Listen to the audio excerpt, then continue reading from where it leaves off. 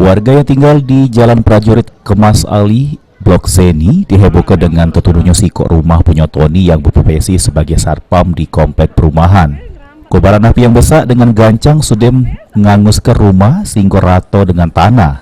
Tidak kata sikok pun barang-barang yang ada di jero rumah terselamat ke. Karena pada waktu itu kejadian, cuma ada bini sama sikok anak betina Tony yang langsung nyelamat ke diri. Kejadian kemutungan ini dewek disebabkan karena konsleting listrik dari meteran token. Beruntung api berhasil dipidamkan oleh petugas pemadam kemutungan Kota Palembang dibantu warga. Kejadian cak mana api itu dek?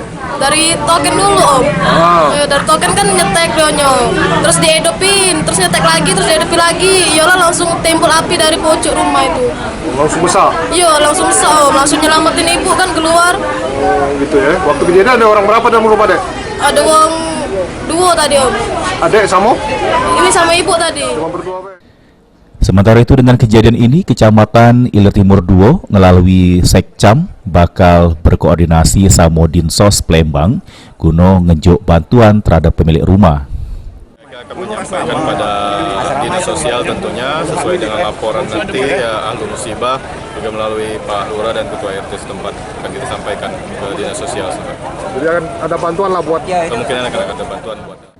Kejadian kemutungan ini diperkirakan sudah menimbul kerugian ratusan juta rupiah. Untuk sementara, lokasi kejadian mak ini dipasang polis lain guna kepentingan proses penyelidikan. Firman Hidayat, PAL TV.